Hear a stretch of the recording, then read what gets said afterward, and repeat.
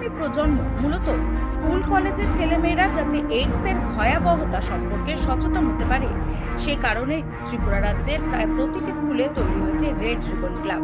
সম্প্রতি ত্রিপুরার মুখ্যমন্ত্রী ডক্টর মানিক সাহা এই রেড রিবন ক্লাবের শুভ সূচনা করেছেন। উৎসব মুখর পরিবেশে বুধবার দুপুরে উদয়পুর রাজর্ষি কলাক্ষেত্রে গোমতী জেলা ভিত্তিক রেড রিবন কুইজ প্রতিযোগিতা 2025 অনুষ্ঠিত হয়।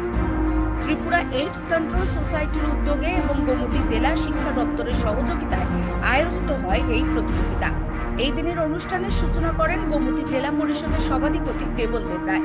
তাছাড়া উপস্থিত ছিলেন উদয়পুর পৌর পরিষদের পৌরপিতা শীতল চন্দ্র মজুমদার, গোমতী জেলার মুখ্য কার্যনির্বাহী আধিকারিক ডক্টর কমল রিয়াং, জেলা শিক্ষা আধিকারিক কল্যাণ ভদ্র, এইডস কন্ট্রোল বোর্ডের অন্যান্য সদস্যরা। স্কুল পড়ুয়াদের নিয়ে আয়োজিত এই অনুষ্ঠানের উদ্বোধক গোমতী জেলা সভাধিপতি দেবল দেবরায় এইডস নিয়ে যেসব ভ্রান্ত প্রচার রয়েছে তা শুধরে দিয়ে সঠিক কোনটি তা ছেলে মেয়েদের সামনে তুলে ধরেন। তিনি স্পষ্টভাবে ছেলে মেয়েদের সামনে বলেন, একসাথে থাকলে এই রোগ ছড়ায় না।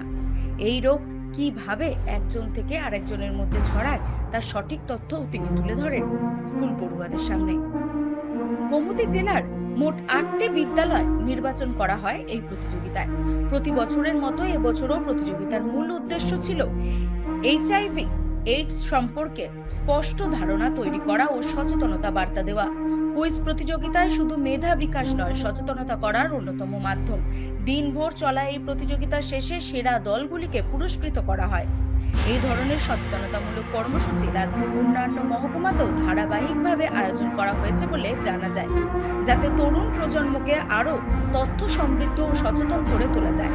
স্কুল পড়ুয়াদের নিয়ে প্রাণবন্ত কুইজ পরিচালনা করেন এইডস কন্ট্রোল সোসাইটির আধিকারিক শুভ্রজিৎ ভট্টাচার্য, কুইজ মাস্টার অভিজিৎ ভট্টাচার্য সঠিক উত্তরদাতাদের পুরস্কার দেন।